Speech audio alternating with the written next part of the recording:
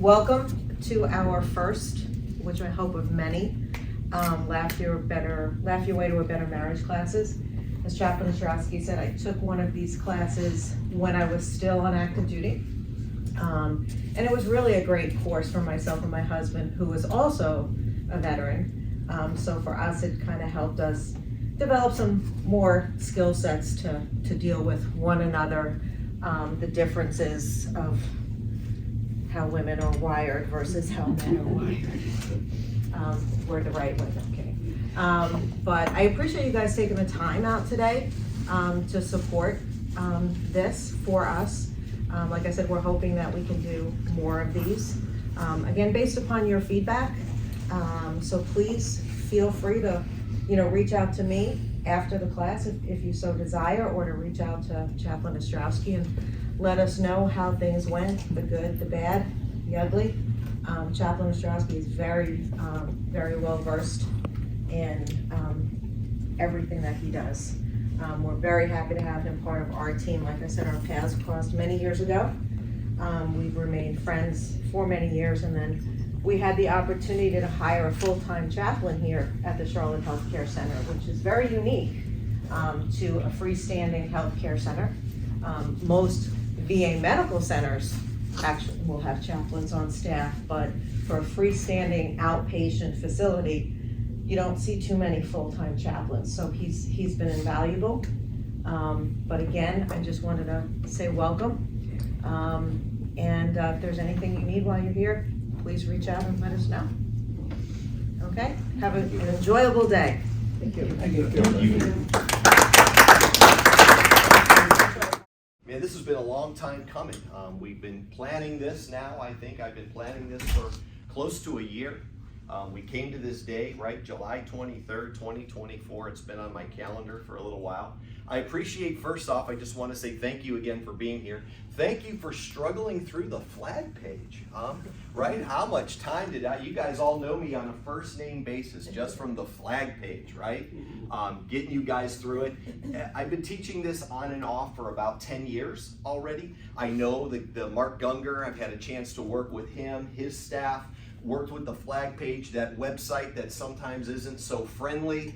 I've been screaming for years to try to update it and upgrade it, to get it to try to just make it better, right? And the answer always is, oh, you're the only one with that problem. And I always say, no, it can't be. I said it can't be. So I appreciate you guys working through that. Hopefully, and we're going to get into it after lunch, is going to be when we really dive into the flag page. I snuck a peek at some of you, so I already get an idea of who are my really rules-oriented people. I got guys like Bud up here who I've gotten to know. Bud's a fun guy. So what's good is I took a peek at Bud's page. Bud is a fun guy. So whenever things get really stressful for me, I'll just look to Bud to sort of bring the comedic relief, to the deal.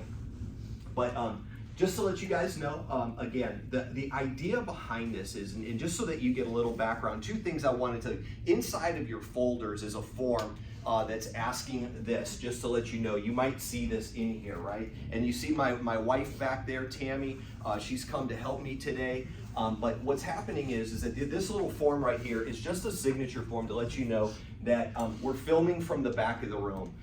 This is a culmination project for my doctoral degree that some of you heard me mention earlier. So the only person that would see this video recording is going to be myself and my professor.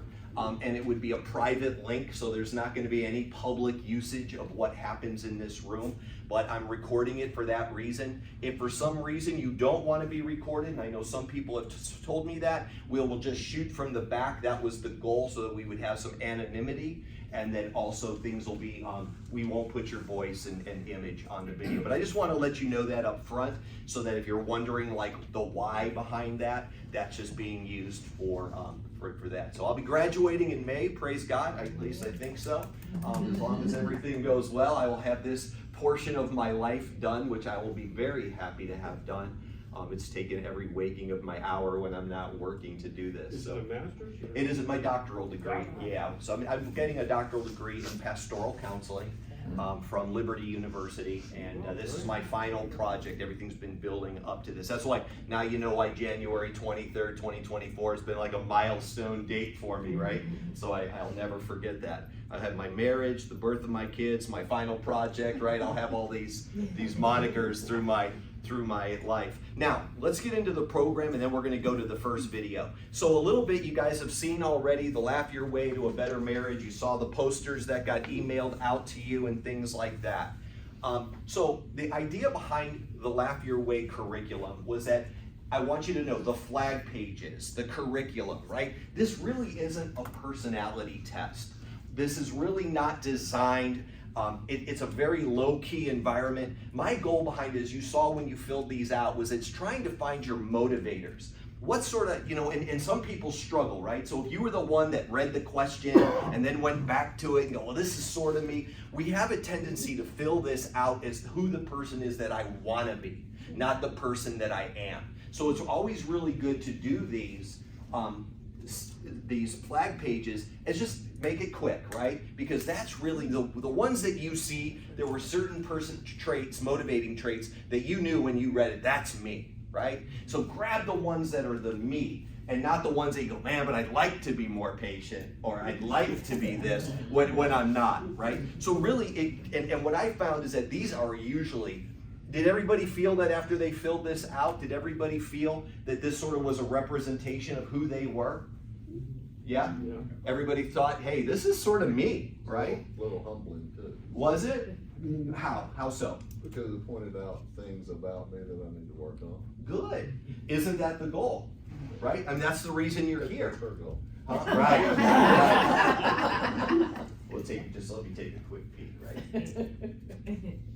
Oh yeah, so I always tease, a lot of hard bricks there, right? So the hard personality a little bit, the soft versus the hard. So you can sort of see organized. I remember I did look at yours because I was trying to help you finish it. But, right, you see organized, detailed, right. And isn't it funny? That's a great question here that you said that.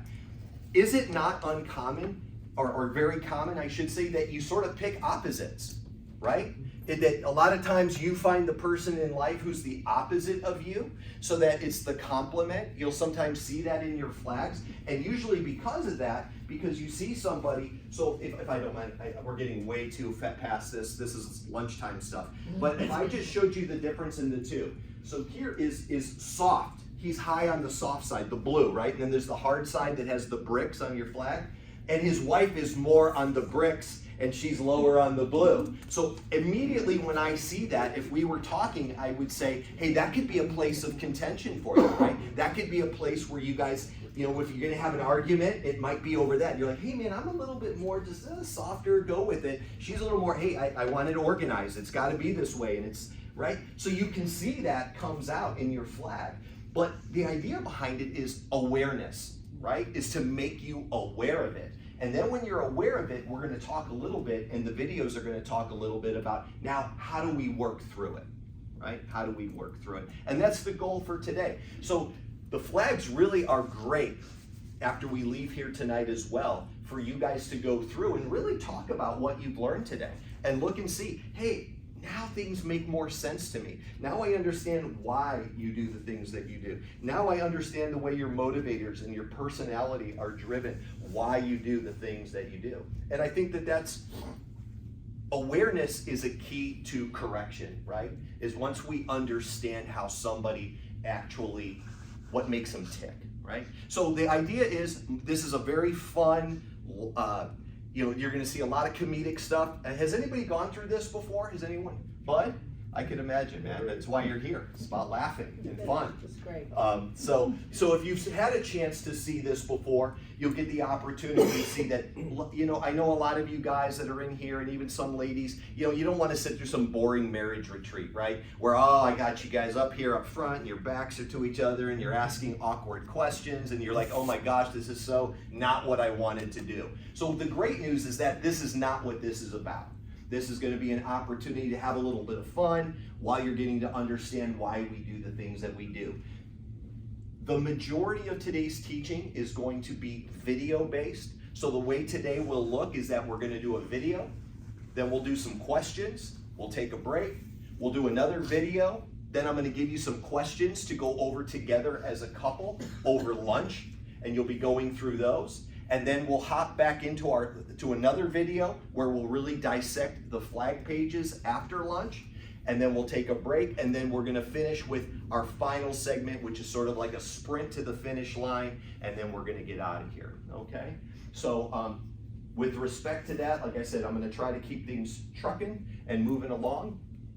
But what we'll do right now is, if you guys don't mind, I'd at least like to just open us up in a word of prayer, and then we'll go into the video. How's that? Father God, Lord, thank you for this day. We ask you to bless it, and each person that's here, Lord. We are thankful that we get the opportunity to just be here today. I thank you that you got everybody here safely, that you got everybody here, Lord. People that are still fighting traffic and are on their way, we ask that you put your hand of protection upon them. And that I know there's a lot of people out sick today. Even some of the attendees here have spouses that couldn't make it because of sickness. So we just ask that you put your hand of healing on them and watch over them and be with them. And then as we go into these videos, really open our hearts and minds to receive, Lord, the teaching that we're going to get today. And we ask all this in your name. Amen. Amen. All right. What I'm going to probably do when we go to the video, I'm going to probably turn the lights off just so you guys can see. Now do me a favor, no sleeping, right? So if I catch you napping, I'm going to come prod you a little bit, okay? But what we're going to do now is let's go into this first video. And let me just set up the video while I'm getting it pulled up. This was done at Fort Bragg about 10 years ago, the video was, just so that you know. This video was done by Mark in front of a bunch of returning deployers.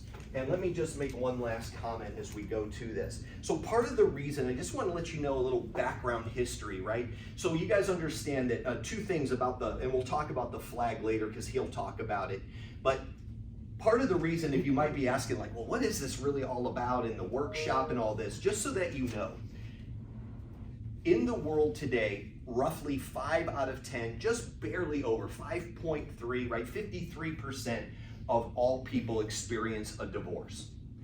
That's so a little over 1 in 2, right? That's a pretty good clip that we see in the world today.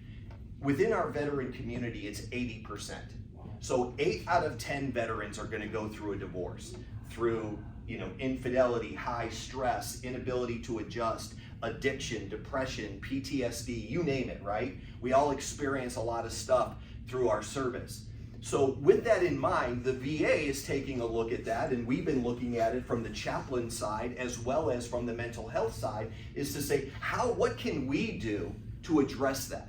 So a little bit of you guys being here, really in some sorts, as Chief was saying, I'll always call her Chief, it's just Chief Pam, but Chief Mal actually. But here's the deal, as she said, we're looking at this as a pilot, right? To get some feedback, to get some idea, how does this work? Is there a better way to do it? Could we do it off-site? Could we do it online? Can we reach more people, right? What does that look like? But the idea is, so I want you guys to be going through it and understanding, really, you guys are the first folks that get to come through this program and sort of see it being launched, right? And so the feedback that we get later, because we'll have a survey, is going to be invaluable to us, is to get some really candid, raw feedback, okay? Is to understand how this training goes. Because if it's good and it has impact, we want to continue to work on it, okay? So that's a little bit of the understanding as to why this, why today, what's going on. And I would think you would all agree with me that if 8 out of 10 veterans are getting a divorce, that's not a good thing, right? And if we just look at it from my little compartmental of the spiritual side, God never intended divorce. So when 8 out of 10 are getting a divorce, I think it's something that we should take seriously, and it should be something that no matter how we look at, it's good for people and for us to be helping people have healthy marriages, right? So that's a little bit of background that I wanted to give you, and we'll go into our first video. Enjoy, everybody, because this is a good one. Real quick, if you go inside we'll talk about this. If you go inside your folder, there are some questions that say Session 1, Tale of Two Brains. We're just going to kick through these real quick, if you guys don't mind. We're going to go through this, and then we'll take a 15-minute break. No, it should see inside your folder, should be questions right there. Yep, Tale of Two Brains. Everybody's got one in there. And just so you know, everything that's in this bag, just don't worry about the bag yet. This will come after lunch, okay? This is when we get into our workbooks. That will be after lunch. But if you just take, so what do you guys think? A lot of agreement here, right? Make a lot of sense, right?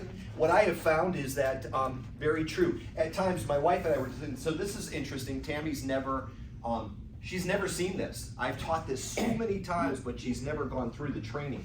So we were going back and forth a little bit because I think on some things, and maybe you would agree, I have more of the connected brain on certain things. So there was a few times, right? And you're compartmentalized. I told her she has a wonderful nothing box. So if I'm trying to engage her on things, she'll be wanting to do a puzzle or watch a show. She's, I just came home from work.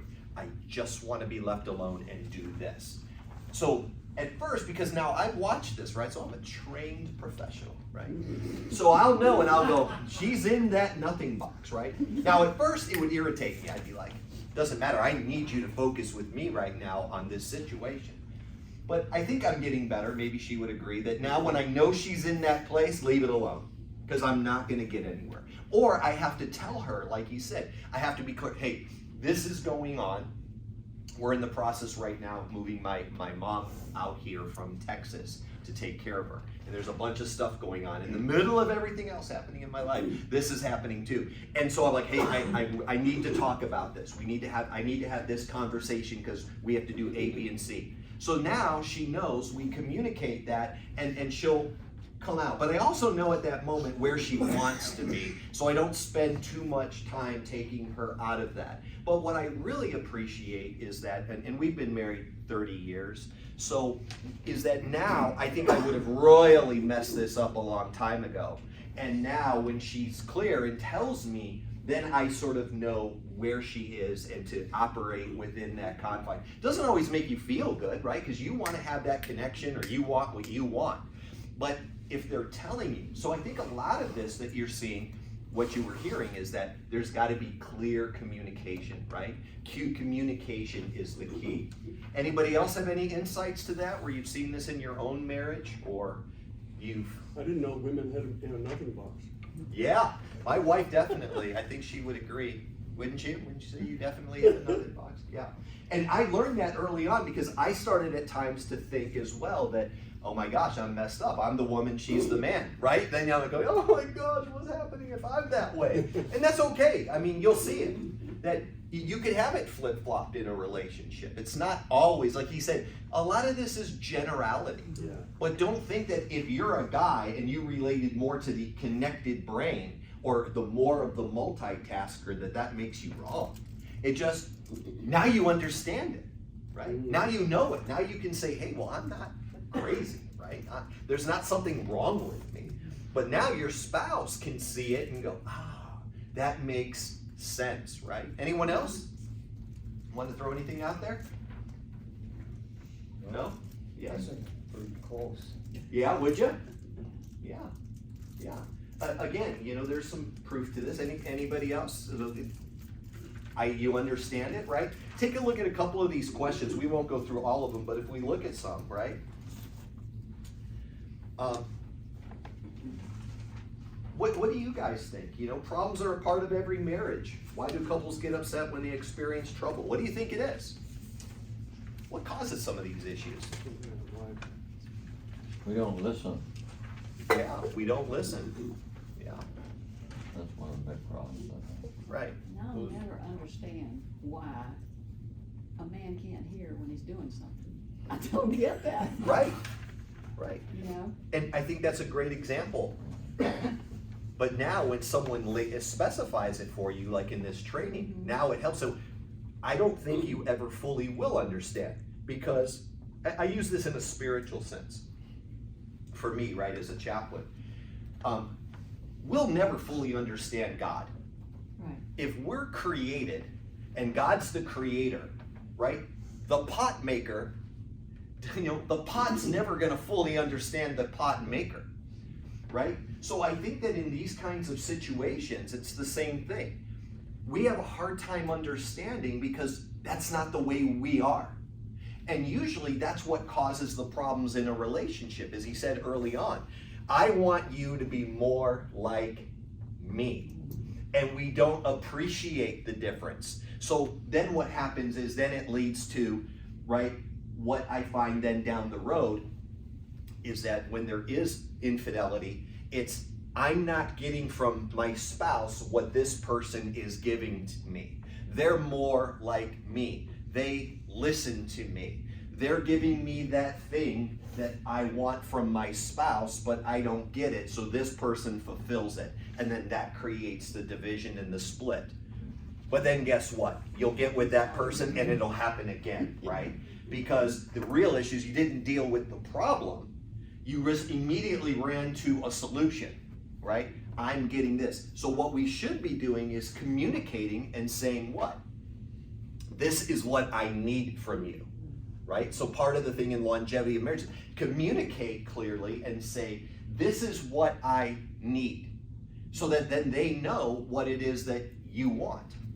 And I think that makes a whole lot of difference, right? Clear communication. Do you have something, bud? Yeah, after 46 years, Yeah. we're still getting it together, but I'll tell you, we had gone through this before. It did help a lot, because she knows that if my eyes aren't towards her, she'll turn my head and say, oh, this is something Yeah. important you need to know about the kids or something like that. And because you can get focused, because I do a lot of computer work, and I get very focused on one thing, fixing something, kind of not quite the OCD thing, but it is a perfectionist trying to get this straightened out.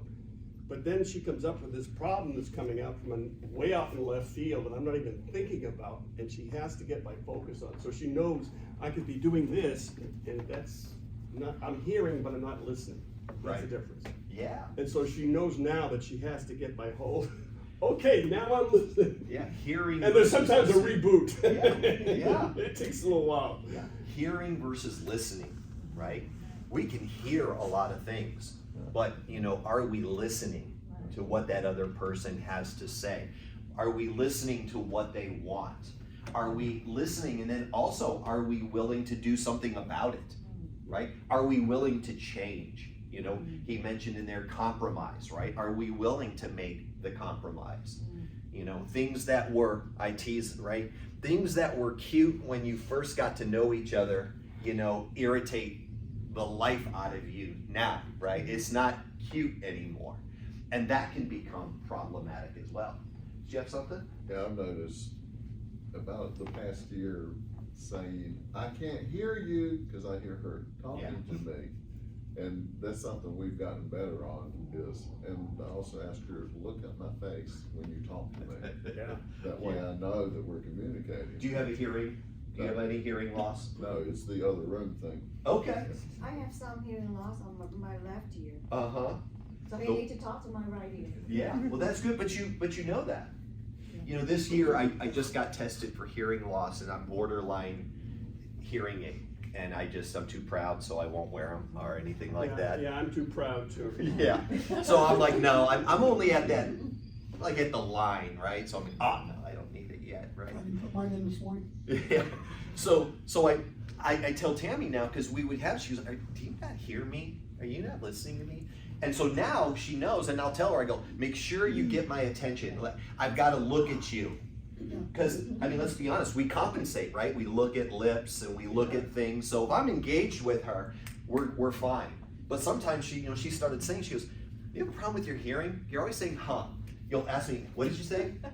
How many times would I say, what did you say? What did you say? And she's like, what's wrong? Because I realized I wasn't engaged with her and I wasn't reading her lips. So now we know, so we're able to communicate. But listen, if we didn't know that, look at how frustrating that would be. So for a long time we were, and she was, I think there's something wrong with your hearing. Obviously here, I'm lucky that I'm close by the audiology clinic, so I set an appointment and went through it, and then I said that's not what I wanted to hear, right? That I'm getting older and I'm mortal. It's not, I'm still in the military. I'm still a wing chaplain in the West Virginia Air National Guard. So as you guys know, my veterans in the room, right? We're always told you got to stay green, right? Don't ever tell the doc or anyone anything because you have to be deployment ready. So I still live in that mindset. It's like everything's got to be green. I can't have any issues, right? Even though I'm getting closer to retirement, I think there's that pre-programmed piece that you have to, I've got to be able to run my PT test. I can't have any profiles. I can't have that. So you guys understand that a lot of that too is my own you know, pride and of desire of like, hey man, I don't want anyone to know I'm still invincible, even though I'm not invincible. And it will come back to haunt you. Huh? And it will come back. And it will haunt come you. back to haunt me. I'm sure it will. I wouldn't doubt. Now, next question. How does the nothing box explain some of the trouble you may experience? How many people have the nothing box? Yep, nothing box, nothing. Most of my guys, right? Any women with a nothing box other than my wife? Yes, you have a good. So now how does that work? Because you both have a nothing box, did you say? Did you Yeah. bring? So you both I have sit in one. front of the computer, I'm gone. Okay. She wakes up in the morning, don't bother for the first hour. And I'm stupid enough to do it. Hey, guess what, honey? I guess what I saw on the computer 5 minutes ago. Right. And you're telling her and she's like, I don't care. No, she's like, shut up. Wow, okay. I haven't had my second cup of coffee and you're bothering me. And it's like, yeah, I know, I do. But why would you? And it's like, But he talks all the time. He never stops. He wakes up talking. Good night, and he's until he Talks in goes his to sleep. oh, no, sure. He does talk in his sleep. Yeah, this is, you and my wife should talk on the break. Yeah, I've been accused of this. Right? The 20,000 words versus the 10,000 words, it's flipped. Yes, it Right? has. So then you're freaked out a little bit thinking, maybe I'm a woman, right? I mean, right? That's, Hey, right? But I mean, but here's the point. Where I want to give you that freedom is that it's okay. I mean, it doesn't make you a woman. It's just that that's more the style of your brain, right? But if you understand that it's flipped, she needs the nothing box and you're more interconnected. Okay, well, cool. I understand that. And if you understand Ronnie's, you know, he was vaccinated with a phonograph needle, right? That you know that he's just going to be that speaker, communicator, talker, you know, instructor, right? So for me, right? Pastor, speaker, out in front of people, it's natural for us to want to be instructing and telling and talking. Now where you can come into trouble as well is that if you try to instruct her too much, she's like, what do you think, I'm an idiot, right? Like you don't need to tell me all this stuff over and over and over. And I find that at times, you know, probably, like I said, it's sort of neat to have my wife in the room because she can validate the things that I'm saying. Having her here, you know, is to say, yeah, you don't need to tell me that many times, right? And you're like, yeah, but I think I do. So, you know, that happens. Tonight you'll get the real critique. Yeah, but you know, it's really good. Like I said, to be honest here, I mean, she gets a chance now to see the curriculum and the things I've talked about, or hey, this is, I think now we'll be able to use a piece of this, you know, as well. So we got our nothing boxes, right? So now, how do you guys feel real quick about letting people stay in the nothing box? Do you appreciate the nothing box, or has it caused problems in your marriage? Do you think? Has it ever created an issue? Right. Well, you sort of mentioned it, right? Right. She wants the box, and you're like, no. So it's created maybe some tension or arguments before, right? So now, because you're even more aware of it, and you've been married a while, it sounds like, right? How long have you guys been married? 15 years. 15. So with that 15 years of marriage, now you sort of know, like, hey, when she's in that box, I gotta leave her in the box, right? Or I'm gonna separate myself from it so that I don't get into trouble, right? Anyone else? So I have found that I go into the nothing box way too often, right? And I was recently diagnosed with ADHD, and there's things that I'm starting to learn about myself as an old man, right? But she's never in nothing box. She's always got multiple things going on in her head. She's planning ahead for these things that are happening in the future, and it becomes an issue because she's like, how can you do that? And it is, I know for me that I can get into a point where I'm absolutely not thinking about anything, and the kids will talk to me, and I won't even realize they're there, right? And she'll be like, she'll be in the other room answering their question, like, how can it happen? I don't know, and it's one of those things where it's like, okay, I realize it's there. I'm not sure how to get past that point though, and so it's something I'm still working on. Yeah, and I think that part of that just, you know, and that's something we can always talk about offline, but I think that, so one thing is that you're aware of it, right?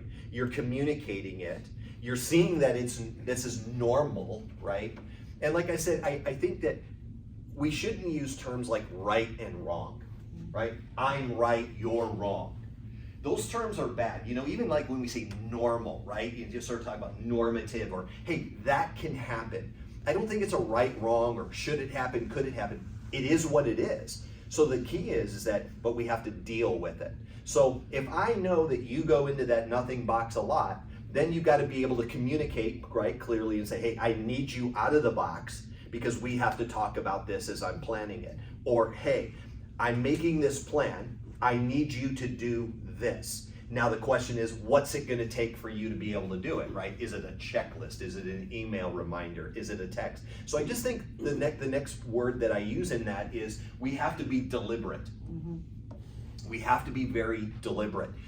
Don't assume that that person knows. Don't just, but we just had the conversation. Find out what that thing is that they need, right? Do they need the reminder? Do they need an email? Do they need a Post-it note left for them, right?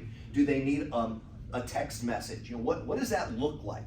But be intentional about the way we communicate.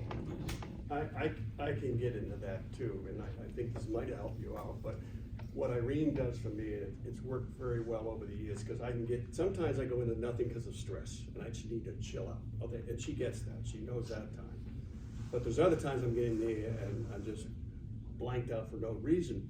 But there's something important going on, or needs to go on, so she makes a list for me. Now, most guys hate the honey-do list. I love it, because at the end of my day, as I check it off, I've got all this done. It's amazing. But, because I focus on each thing, but she helps me with the priorities. And I just want to share this one thing I learned a long time ago. You know, when God made us, he made Adam and Eve, so when he took and made Eve, where did he take the bone from? Where did he take it from? What was it, from the head that she'd be over him? Was it from the foot that he would be over her? He took it from the rib. And I gotta tell you, that protects the heart. I used to hide all my stuff that was in here, but I realized I could expose my rib because she's got part of it now. And she opened her heart with mine, and she can connect and let me vent. My nothing box opens up to a certain extent. And I know if I got a problem, I first share it with her before I share it with anybody. I used to share it with the guys and, you know, go out at a bar or something like that. I share it with Irene. And she gives me a whole different perspective. And the nice thing about that, she helps me to set things up too, and the priority of what we're dealing with and some of the issues we're dealing with. Doesn't mean we fix everything, believe me guys, we've had plenty of problems and most of them are mine. But I got out of that nothing to see that, okay, I could still be in it, but I had the focus now on certain things, and that really helped out a lot. So that's where the rib comes in a lot, so.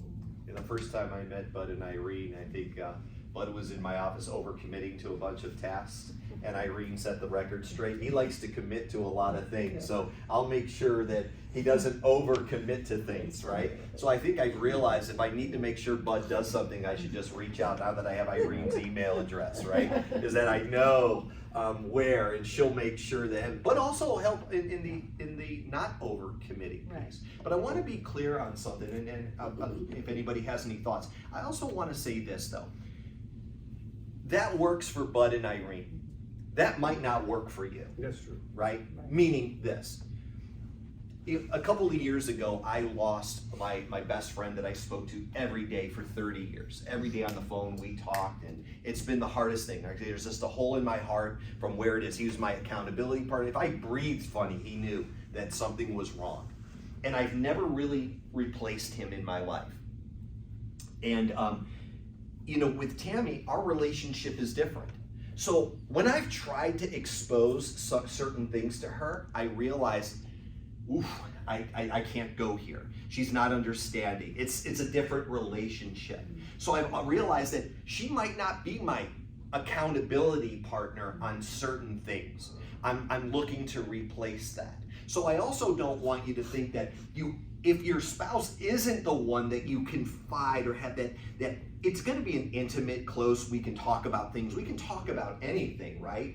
But I might need to go somewhere else to have a different kind of conversation about it. Accountability. Hey, you know, I'm talking about something that I'm really struggling with, and she's like, I'm just not getting that. Or she might be like, I don't want to get into that. You know, I just don't feel comfortable there. So making sure that you have both relationships. So that's, I don't want you to also think that if my spouse can't understand or I can have every conversation, that's not wrong either. No, it's not about secrets. Right. You can't keep secrets or hide things and things like that, right? You don't say, oh man, I can't tell her because, every time that I always blow $500 a month on XYZ and I don't want her to know about it, right? I mean, that's dishonesty and things like that. That's not what we're talking about here. But maybe something I'm emotionally struggling with that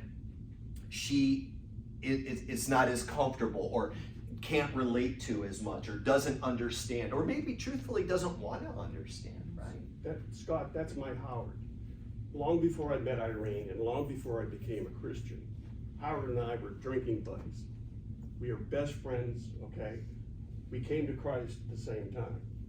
And we've been close ever since. We've been to North Dakota, we were in Thailand together, and we've been in touch over the years, long before I met Irene. And so he's still there too. That's what I'm saying. There is that's another relief valve where I can talk to guy things. Sure. And sometimes she doesn't need to know that stuff. Yeah. It's not, I totally get that. Right. I think the key for all of us, we need to be honest with each other. And if he does go in the nothing box a little too much, and so I'll say, I need to have a time frame. Can we do this for an hour? And then we have to do certain things. And so we've worked it out that way by being honest with each other. Or I'll say, I need to talk about this again. When could we do that? Yeah. Because I feel sometimes I'm like a cow. I have to chew it and I have to chew it. He said, we already talked about it. I said, but I'm not done. And so I'll say, I need, when you're ready, I need to have this time. And so I'm being honest with him. Right. But, and I just wanna say one other thing, we're so different, whether it's, I'm a morning person, big time. I can be up at 5, I'm a happy bird. It's very difficult, and he says, you can't give me important information when I first wake up. That's my best time, I wanna hear everything. Yeah. Your flags were definitely different. Yeah. We'll talk about that after lunch. I took a little peek because I said I got to see, because Bud does our Bible study here and he can talk about that later if anyone's interested. But but Bud's that fun guy, outgoing, and then I saw those differences in him. I said, I could see where they could have where there could be some tension at times, right? Irene's obviously a good person, because my wife knows where I'm missing a rib and she stabs me. Oh my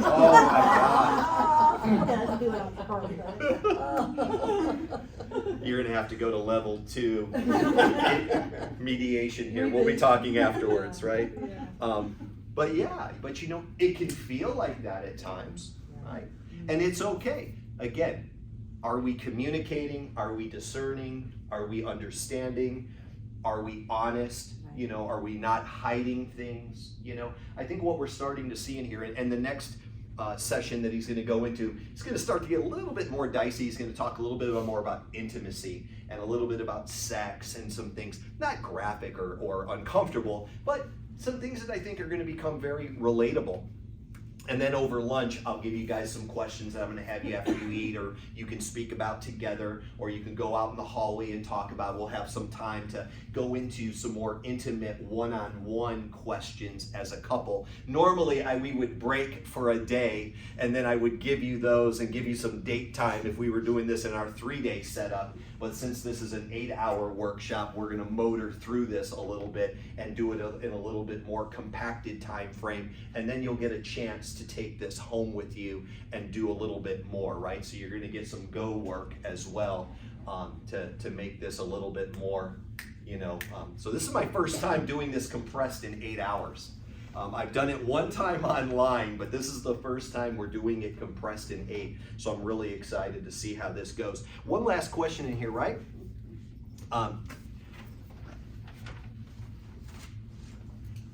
Do you think that there's, after you've seen this now, maybe one thing I would just ask, just more open up, as you're thinking about this and you heard Mark speaking, right, and we're talking about this a little bit more, can you think of right now practical places in your marriage where you could utilize this, where you could change your communication coming out of this?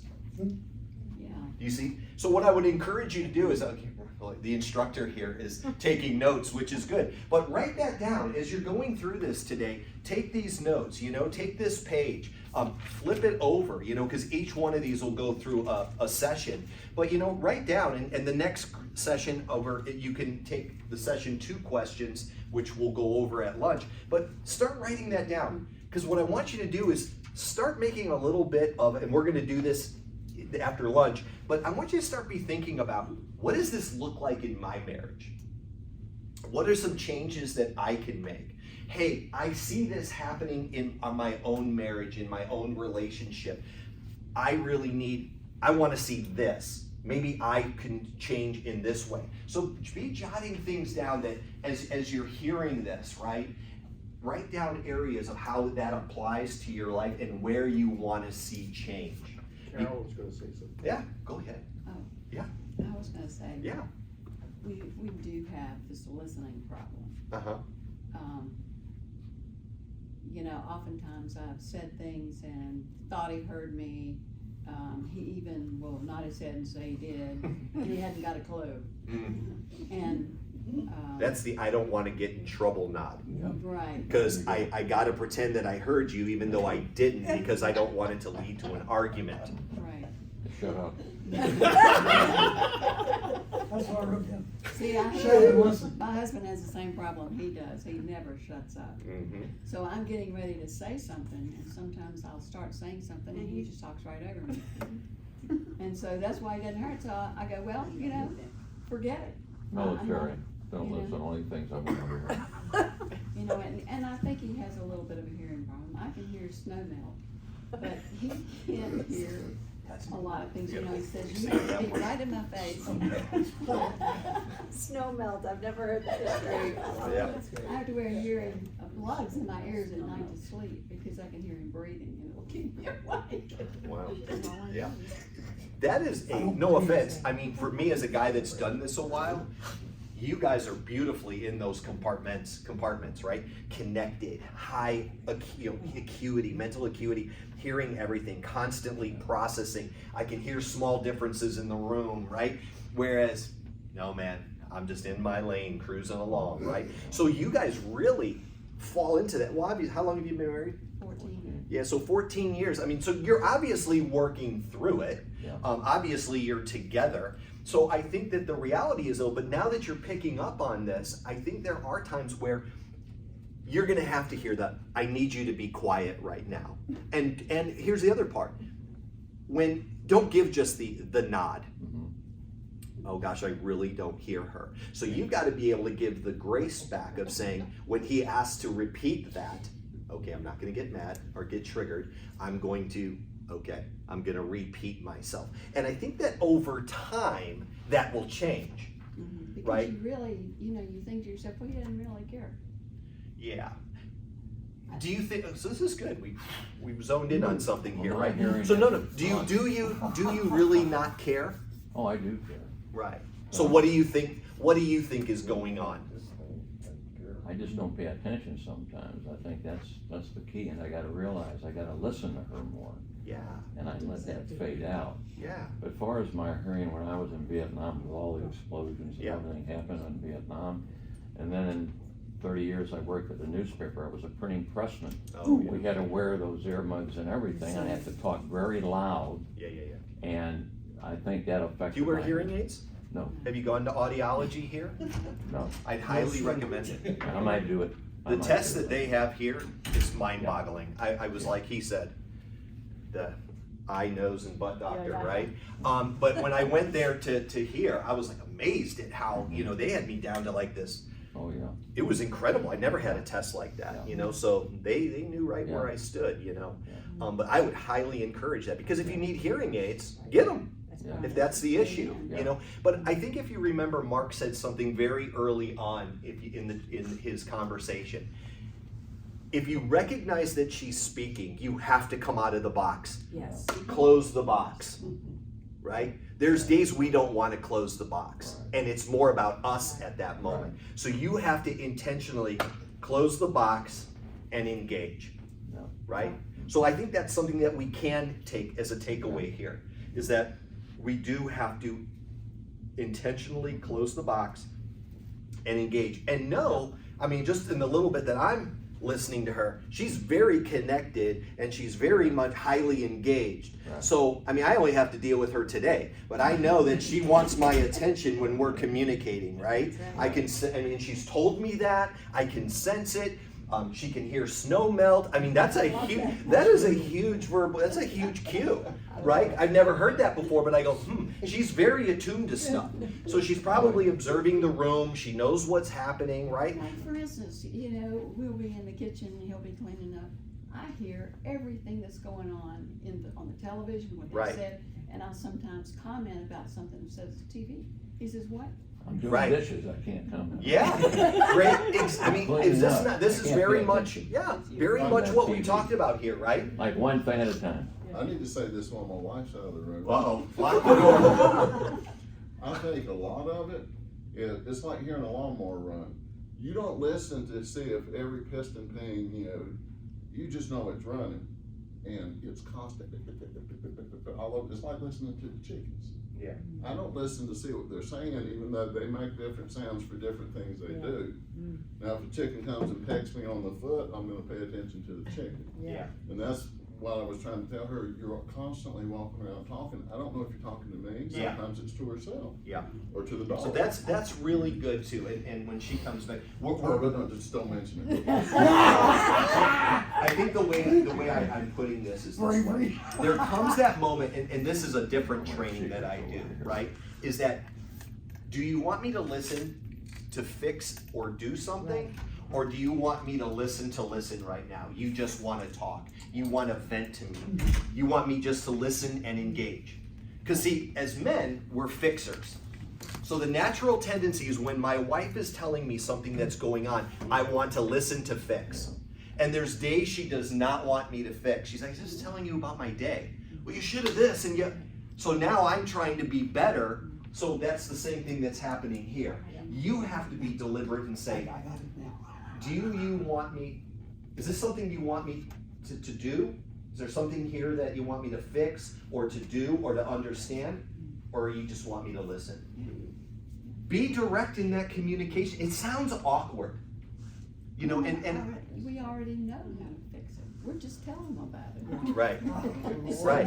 that- Could be, right, that you're like, I'm not really needing, I know what I'm doing in that situation. My wife gets things like at her work, and I'm hearing these interrelationships, right? Because I work for a big organization and I work alone. So I don't have a lot of office politics. It's just me doing what I do, right? And I'm used to that. I'm a sort of a lone ranger. You put me around 6 other chaplains, man, I don't do well. It's like henpecking, looking at this, that guy I don't like. I mean, it gets weird, right? And that office dynamic is very different for me. So I really enjoy this environment, right? So I really just, as you saw Chief Mal, her and I have a lot of conversations and I'm supporting her. But with my wife, she's got this interconnected office, right? And I'm like, oh gosh, I'm so glad I don't have to deal with that. Or she tells me these things and I'm like, well, you should this and you should that and that guy this. And then I'm just listening now and going, she's gonna work through this dynamic. She's just wanting to tell me, can you believe this is what's going on? And of course now, because it's small, I know some of the people. But the point is that I'm trying to do better at listening to listen, Amen. not to fix. And if she wants me to fix it, she'll say, what would you do? Right.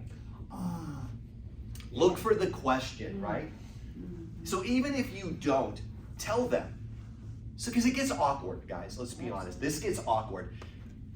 Honey, do you want me to fix this situation or do you want me just to listen? It almost sounds condescending because in some trainings we do that and I think it can sound condescending. So I think the question now is, she knows. If she wants me to do something, she's gonna tell me, you know what, hey, what would you do in this situation? So now if she's just telling me how her day went, then I'm just listening to process with her and go along. Right. But I'm telling her, if you want me to do something, tell me. Like, hey, what would you do with this situation? But like you said, many times, she already knows what she's gonna do. She just wants to sort of blow the burden of the day because there was just a calamity at work. 2 quick things. Yeah. We heard this expression.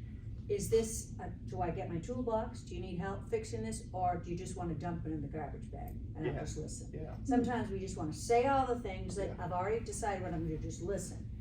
And then I was an elementary school teacher for many years, music teacher, so I had all levels.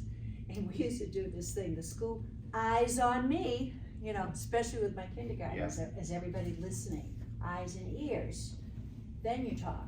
Yeah. But if I just started talking, there was a group here doing this, especially my little Yeah. boys, I had to get their attention, eyes on me. I'm gonna try that with Bud next time. I- Go like this. Yeah. Sometimes Eyes on me, Bud, eyes on me. No, I have to do that, because he tends to go all over the Yeah. place. Actually, the military, you know, I was in security police as well as medical corps and other things, but there's hand things, you know, right, guys? You know, Yeah. you don't have to say anything, and that helped me Yeah, to it's the communicate eyes. better with her. I mean, science is very elementary, but really, so. No, we- I we think that's a worked it- great- It's better now, I'll say, you're listening, Yeah. and I wait, I actually wait. Because I had a reboot. Yeah. Anyway. No, but enough about that's us. excellent, and we're gonna go to break now, but that's a great point. If that's what your spouse needs, Yeah. like I've been doing that more with my wife, hey, make sure I'm looking at you, Mhm. so that then I can engage and Yeah. hear you. Chances are, if you're talking to me, it's just you're not even listening to me, and then I'm like, you're right.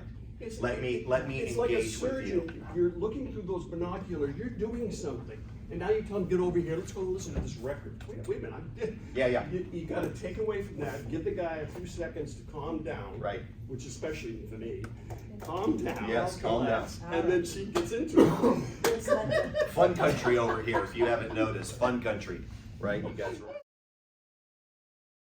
So we finished the first session. We have those questions, like I said, don't worry too much. Probably after the next session, I'll come around and collect those forms that I told you, the videography forms, just to have them. And then, so now this is gonna be The Key to Incredible Sex is the name of this one. It's about an hour and 15 minutes. As I said, it's not really graphic or anything, but intimacy can become another real reason why couples separate, right? I have found personally that this is sort of how it works that I see, because I've done a lot of counseling and dealt with a lot of marriage issues. This is how I sort of see it, right? So intimacy sort of lacks and goes away at home. The spark is gone a little bit. Then all of a sudden, I use the husband because I'll just make him the villain, right? Is then the husband goes to work. Next thing you know, the girl in the cubicle across the way, he walks by. Hey, that's a really nice shirt you're wearing today. And then all of a sudden, it's like, you want to grab a cup of coffee on break? Oh yeah, sure, it's harmless, right? Then all of a sudden it's like, oh, hey, you know, that cologne you're wearing smells real nice. What is that? Well, and you tell him, and he says, hey, you know, and a couple of weeks later, it's now I'm at lunch, right? Hey, you want to grab lunch? Sure. So now what are we starting to see, right? Oh, she notices my shirt, you know? She notices the way I smell and I dress. She's paying a little attention to me. This attention that I'm not getting at home, right? And then before you know it, that thing that you really are craving from your spouse, now you're getting it from somebody other than your spouse. And now it starts a detachment, right? So you're detaching from your spouse. Now all of a sudden, she doesn't look as good.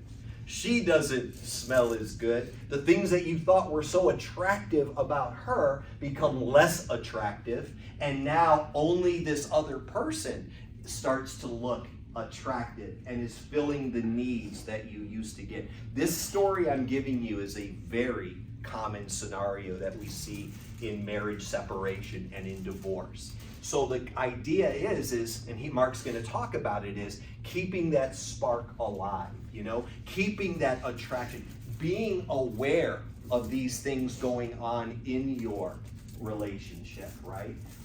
And let's be honest, if you've been married for any given period of time, these can become struggles to give compliments, right? Tammy was wearing a sweatshirt the other day that I got her. I really was complimenting her because of the taste I had in buying the sweatshirt. But I told her how good she looked in the sweatshirt. And I just realized at times, and I don't know how it caught her, she could maybe say, but I felt like it was a little bit like, you know, a little bit of a look, and what I was getting at was that I'm starting to realize, like, look, I need to compliment more. I need to tell her how good she looks to me. I need to let her know that I'm still as much attracted to her today as I was before. It's real easy to go down this road and just become sort of, I don't want to say mundane, but it just becomes that the compliments go away. All the things that you did when you were dating and courting go away, and Mark's going to talk about that. So keeping fire and romance in your marriages is really, really super important. Is really super important, right?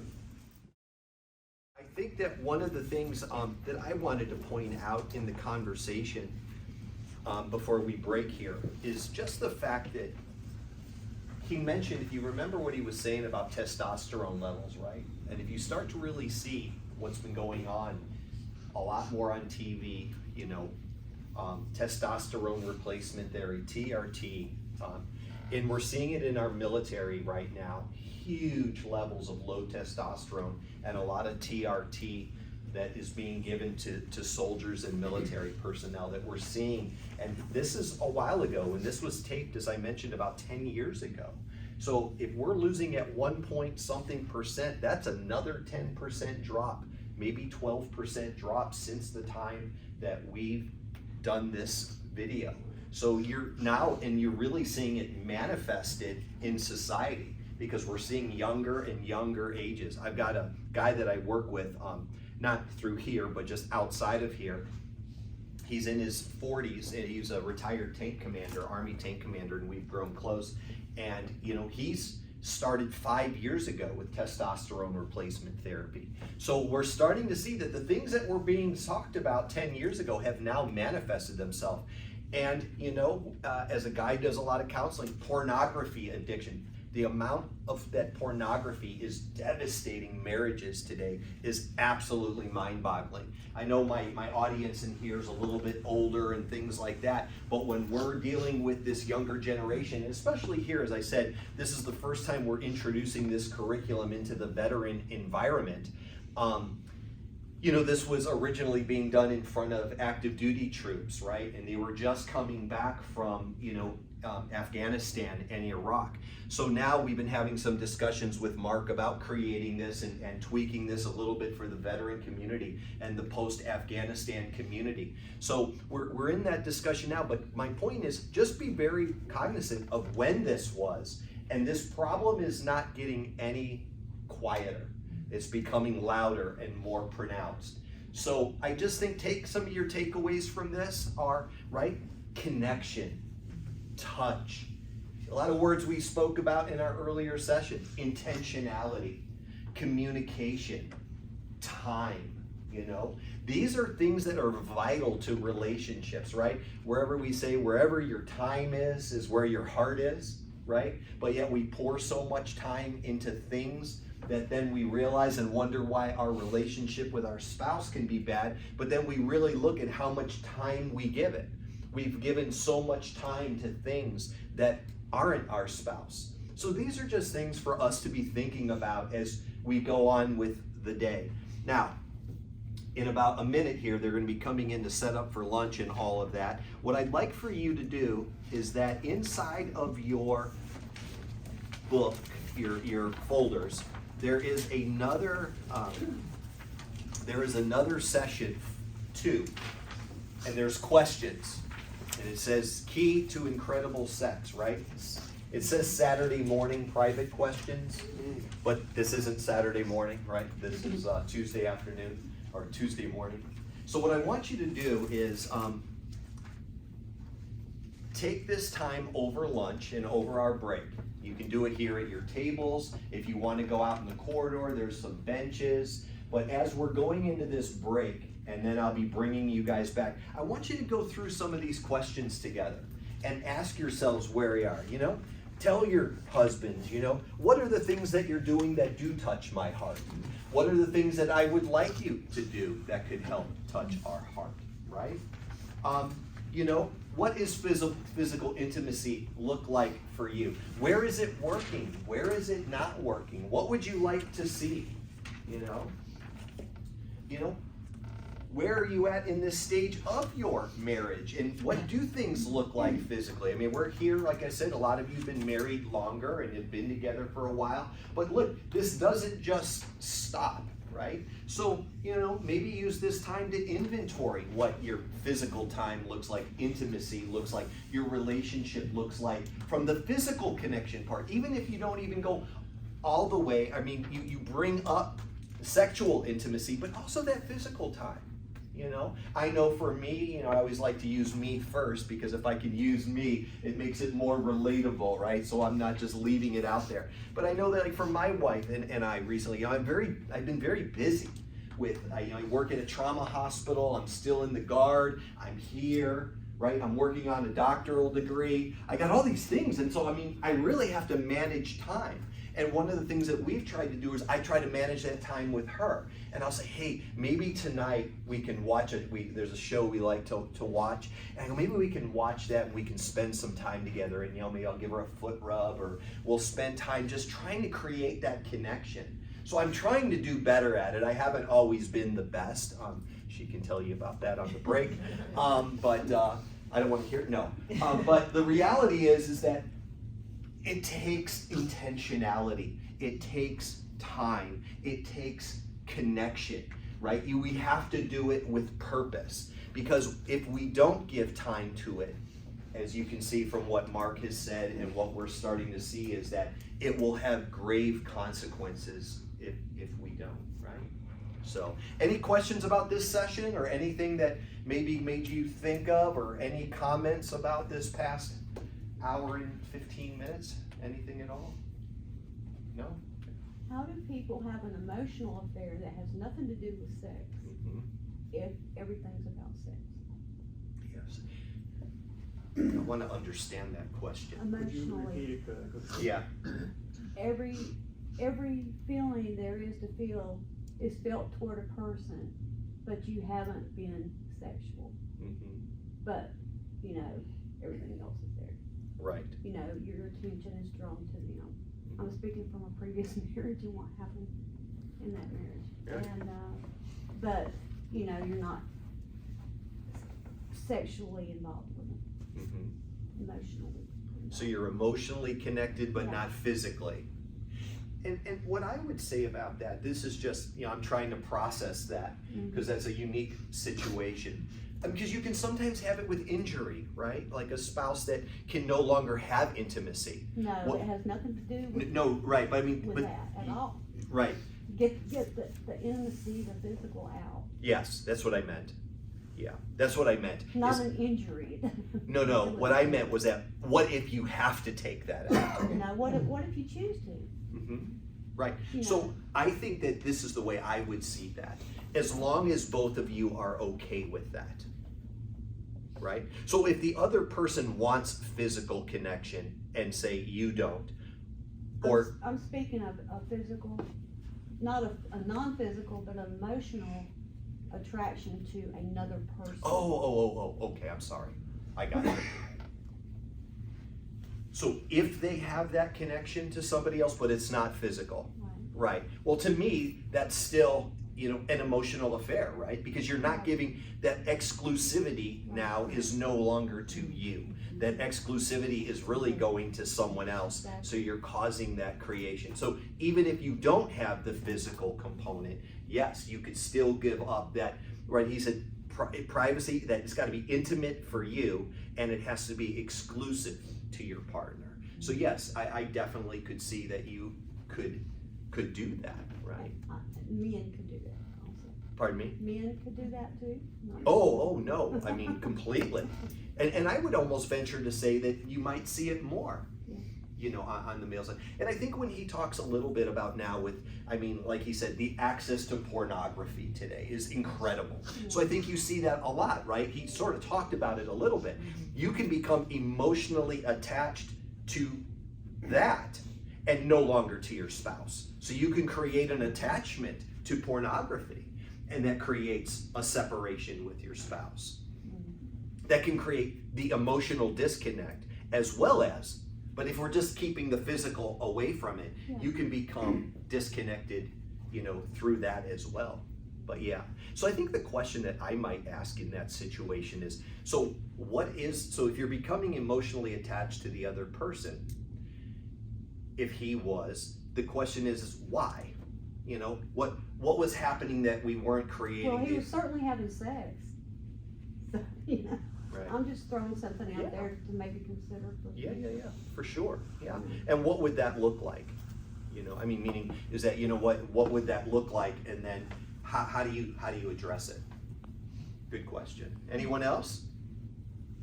No? Okay. On that same token though, Jesus said if you looked on a woman in lust, you're Yeah. adultery. Right. And that's the same thing we have with all this stuff with pornography and everything else going on today. Yeah.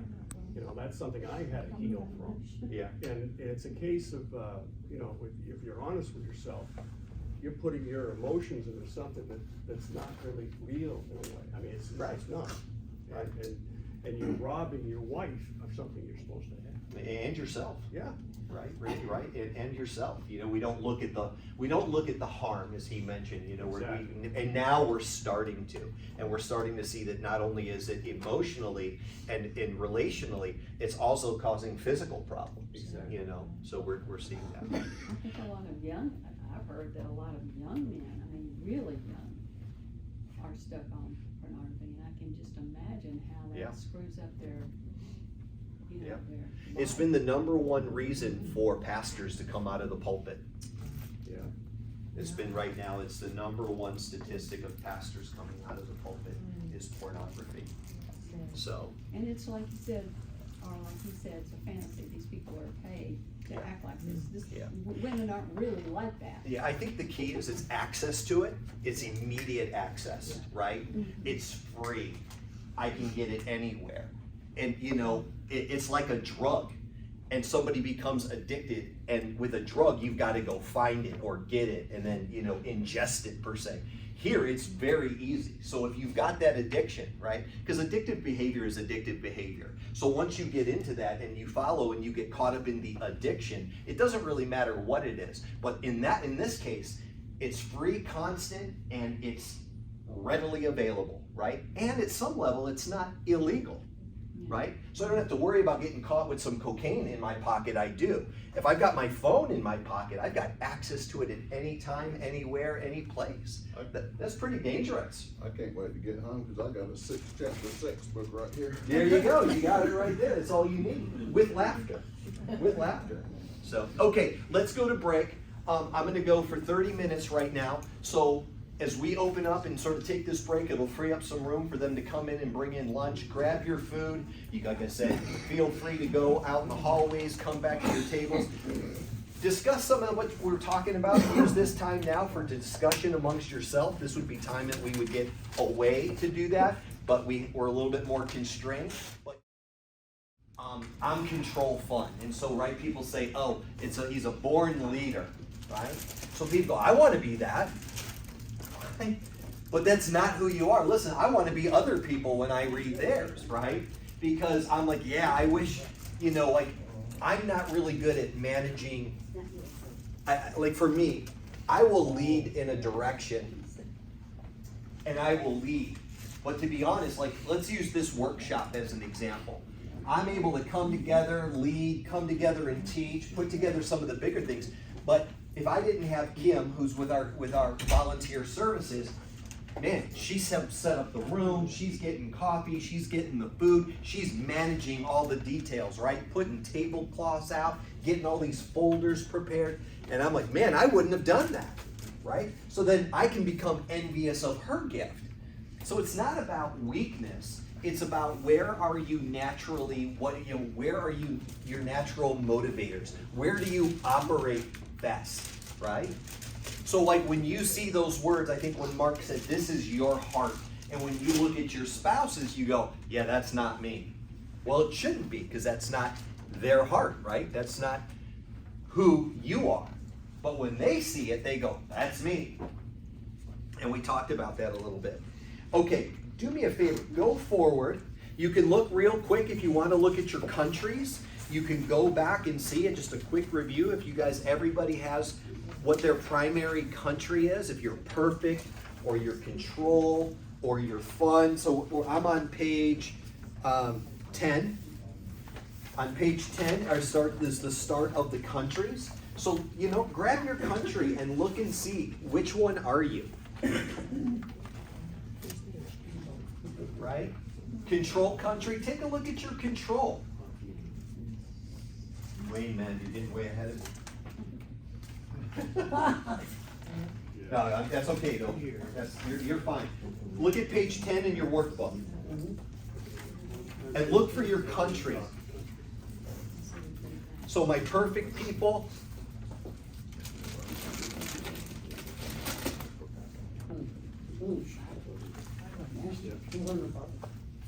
Right? So now look at your country so you can see who you are, and then you start to see. Does that describe you? Right? It's black and white, it's not gray. I'm a born leader. And I really think I like to look at, you know, like, what am I at my worst? So between 10 and pages 13, right? yeah. Just go through there and Just find wanted your to country. clarify that.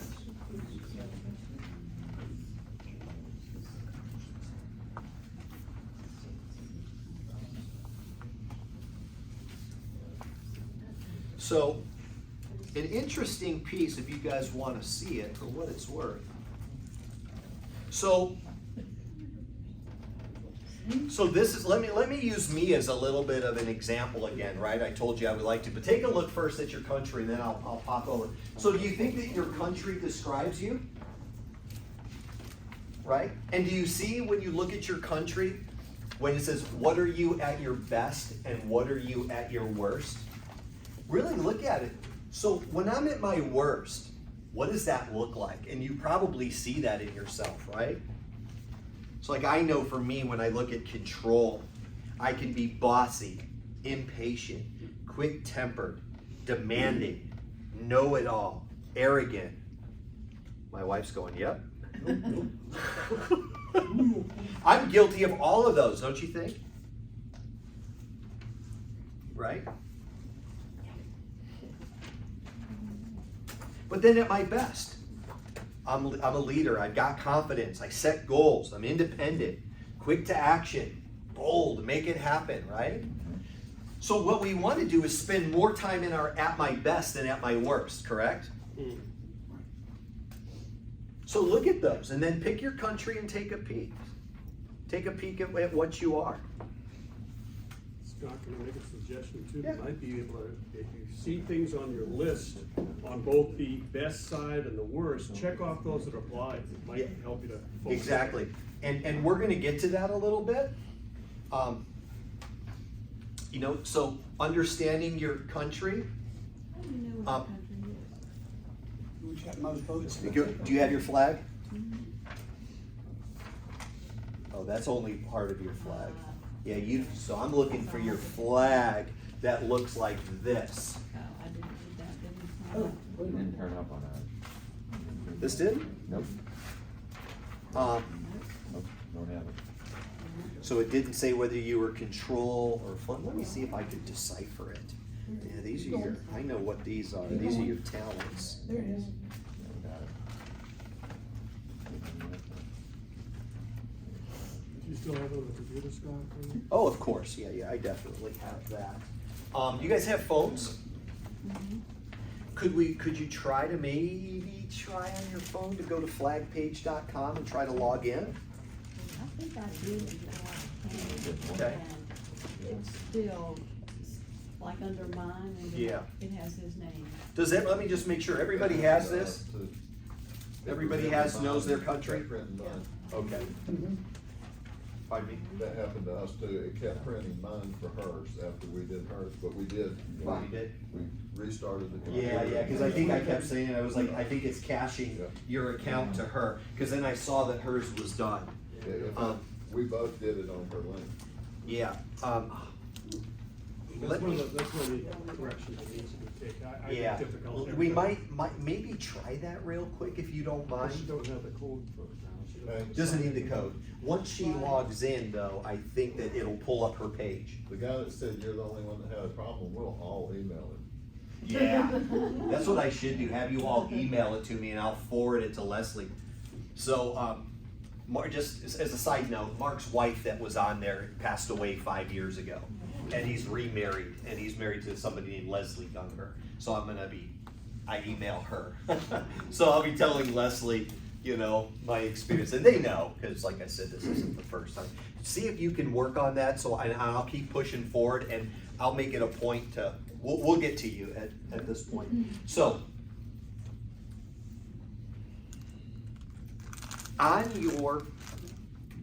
in your workbook, it's coming up with your, right, it's telling you what your countries are.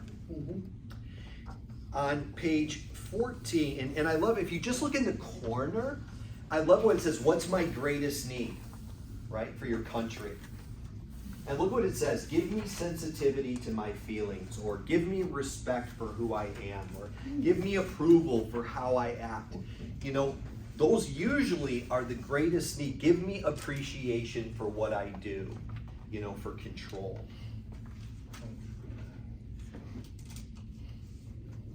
Now, on page 14, what you're going to do, just so that you know, is you're going to take your country, and it tells you, your step 1 information will come from this page.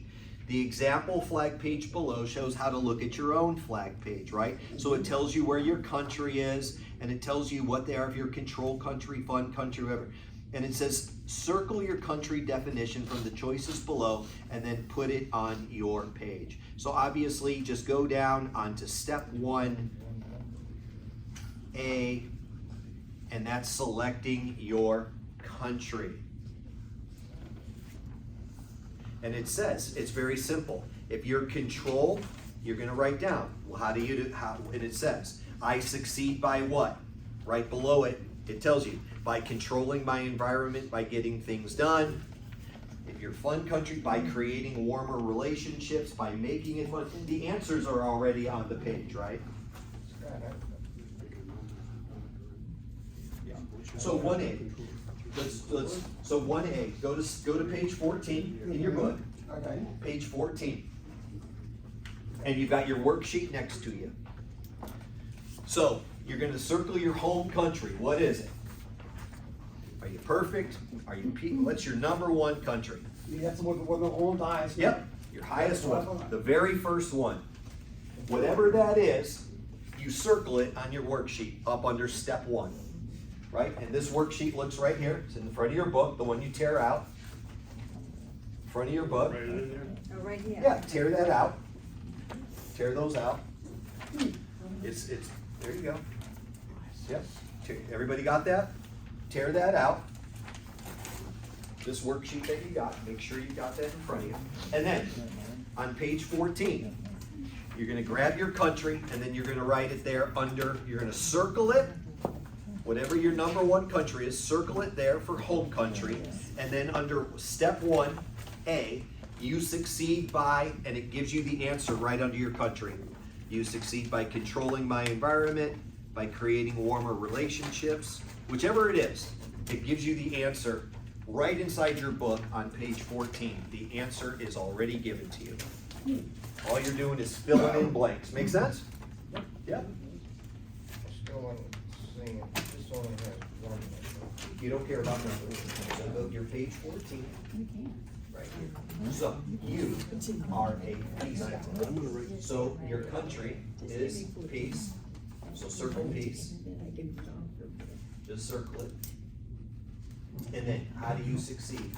Peace country. I succeed by creating peaceful relationships by getting along. You're gonna write that right on that line. That's 1A. Write it on that line. Make sense? Got it? Everybody good?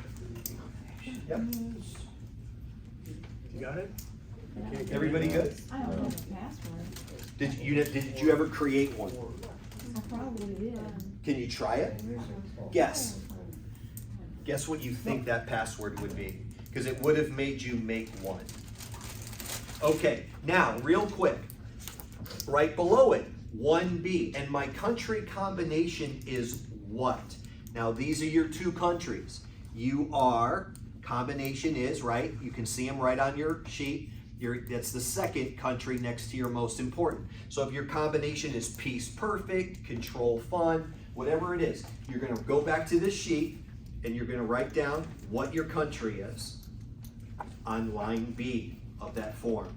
Put your, and then you can see, when you use the arrows, what I think is really neat is whatever your combination is, it tells you what they are. Perfect fun, best entertainers, control peace, world's best owners and managers, perfect peace, right? Yeah, I got That's my wife, she's peace perfect. I'm control fun. combination, control. And then, right, what is your combination? You put the two together, And then you succeed, I think. right? And how you succeed is it's written right there for you. Okay. Right on Right page. underneath, yeah. Yep, right underneath. Got it? Yours- Yeah, I get it. Everybody good?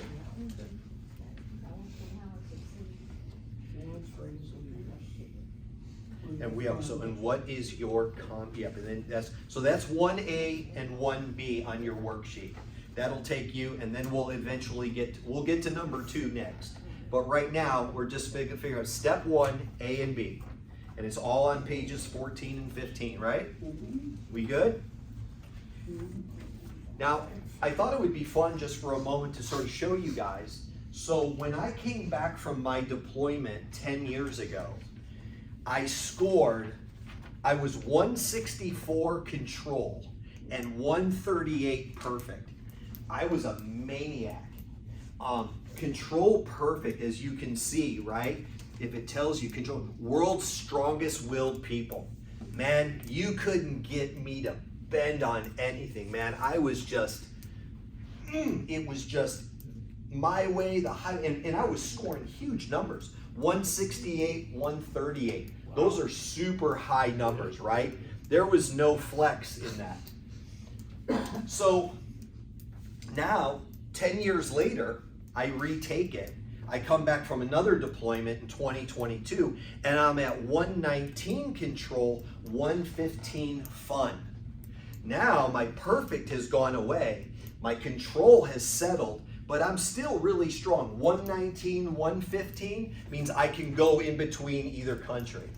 So what's really cool about that to me is I saw my nature change.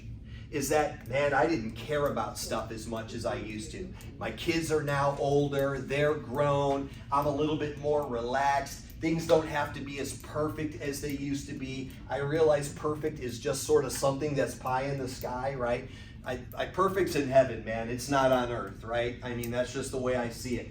But perfect. So now you can see, and then my fun comes out of nowhere. I'm like, look, man, life is too short. I've seen a couple of my buddies die. My dad's died. You know, all my relatives, my grandfather, great-grandfather, and my dad have all died between 55 and 62. Well, I'm 57, so I'm in the go zone, baby. I could drop at any moment. So if I go down, just letting you know, I'm in that zone right now. I'm in the 55 to 62 zone. I can Not resuscitate. at DNR, baby, DNR. I'm gonna be with Jesus. So right, I'm gonna be RWJ, resuscitate with Jesus. Right, There you that's go. gonna be the plan. But I say this jokingly. But my point is, I'm sort of looking at life a little bit more relaxed now. Right, I'm not striving as much. Things don't have to be as perfect, and that fun level has changed. But the reason I say this to you is, if you've ever taken this before and you've done the flag, I would encourage you to look at the 2 flags. My flags are as you can see, are very different flags. One thing that did flag really high on both of them is organized was really big to me. This organized, faithful was huge. Not as much. On my new flag, a born leader came out, was my biggest, was your centerpiece of the flag. Whatever your main one is, that's what it was. But what came out in both of them was thrives on encouragement. So that was something that's always been a big deal for me. And that was one that my wife and I was always trying to tell her, right? Because what did he say? The one thing you need most is the thing nobody gives you. So for me is that if you encourage me, man, I'll go to the moon and back for you. But if you don't encourage me, I'm not doing anything for you, right? I shouldn't say that, I do. But what's feeding me is just that little, hey, great job, right? So I'm trying to be more cognizant of that now with my kids and other people, is give that little nudge of encouragement, right? Be there to encourage. So I just wanted to talk to you about that a little bit. But the other thing that if you see, and here's another thing I thought would be fun for you guys to take a look at. So look at my hard and soft, 175 on the bricks. But my emotional, because I still think the chaplain's in me, so 122. So I'm real feeling, but I'm also real hard. Those are some skyrocketing numbers. Now look at me 10 years later, 75 on the hard. I went from 175 down to 75. That's a huge move down, right? And then my feelings had 122 to 78. But here's another thing. What did Mark say? You're looking for about 5 apart. Well, I'm only 1 apart. So I'm really balancing between my hard and soft natures. Whereas before it was all you got was a punch in the face. That's what I used to tell people. Bam, speak to the hand, right? Now it's, man, you know what? This ain't that big of a deal. And I don't know, like we've talked a lot, you know, I work in a trauma hospital. I deal with death when I'm not here. I deal with death a lot, and I'm just meeting people where they're at, and I just really look at life differently now, right? I don't know. So it's funny though how all of that comes together and different deployments. But I did that after my second deployment and how much I changed in a different direction, right? So when he talked about things that you happen, losing a best friend, losing a spouse, losing a child, right? Moving to another state, whatever that looks like, those are significant factors that can change your flag a lot. So that's why he said, bring those up. And we talk about soft and hard natures, right? If you go to page 16 and 17 in your books, 16 and 17, this is where we start to talk about soft and hard, right? Extremes and less extreme. Soft, and this is on page 17. Soft-natured people are those with high soft scores and low hard scores, right? And then look what it's saying. Soft-natured people are relational. Soft-natured people are more flexible. Soft-natured people see shades of gray. Soft-natured people need lots of words. Hard-natured people want results, a little less flexible, some more less flexible. They see things black and white. They talk in bullet points, not eloquent statements, right? You know, Mr. Spock from Star Trek would definitely be, right? Bricks. You watch these shows, what is it, John Wick, guys like killers and things like that we see and that kind of stuff, right? Black and white, I don't see emotion, I just see something that needs to be done. It's all task-oriented versus people-oriented, right? That's why you see a little bit change from leadership to management. I find that managers usually are good at managing things, not managing people. Leaders are usually bad at managing things, but good at leading people, right?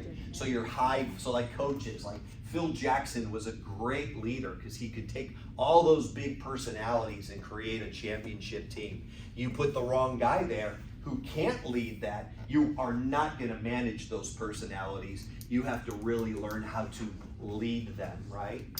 So you see that a little bit. But I think that you get to see that in your own area, right? Your soft nature versus your hard. And you'll start to see how that can create, as you saw Mark talking about from the videos, right? You can see where that causes problems in your relationship, right?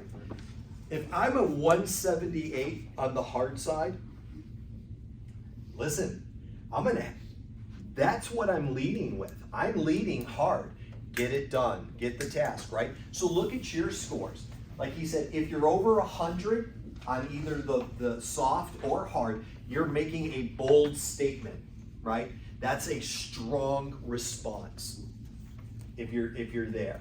And again, hear what I'm saying. I'm not using words like it's wrong, it's bad. No, what it means is that it's a strong response, right? I'm sorry. Yeah. She's gonna, your 3 points between you. Yeah, so this is very, Everybody needs to- yeah, so if I can use that, so for Rhonda, that's very balancing. So between your soft and your hard natures, you're balancing between the two. You're not leaning when you're making decisions one or the other. And they're and that's a very marginal number, right? You're not overly expressive soft. You're not overly expressive hard. You're balanced in sort of this is sort of who I am. It's part of my nature, right? So when you see it going to that other edge, you got to be just making a mental note. This is where I'm gonna tend to lean. I'm gonna be maybe when a hard decision has to be made at work, the person that's like 168 on the soft has a real hard time. I can't fire that person. It's not within my nature, right? Whereas the black and white, but if the guy's 168 hard, it's like, yep, gotta go, pack your stuff. No problem. I don't really care that you have 3 kids and a wife at home. It's time for you to go. See what I mean? And that's very normal for them because that's how they operate, how they see, that's the view that they're looking at the world. So now what happens is if I know that about me, what it forces me to do is say, hey, wait a second, I gotta lean into those soft skills, right? I've got to make sure that that's not how I handle every situation. So it makes you aware and more conscious of that. Does that make sense? Was anybody surprised by their hard soft? Or do you think it's reflective of who you are? I was surprised. Were you? Did you think you were, After reading it, I agree. did you think you were more hard? Yeah. Yeah. I can be, but after reading it, typically I try I got to 58 points. have more fun and get people involved. Are you a fun country? Yeah, I'm fun, perfect, Oh, I'm hard. Yeah. perfectly fun.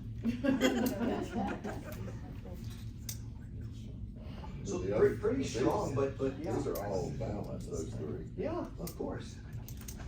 Yeah, and so he said something really good. If you heard what he said, is I can be. Right? He made sure to let me know that, right? I can be. Listen, I can definitely go into that hard area. Push me the wrong way, or you make me have a decision. I still got bricks. I still got a hard side there. But that's not where you normally reside. You reside more in the feeling side. But I mean, that's still a decent number. I mean, you can go there.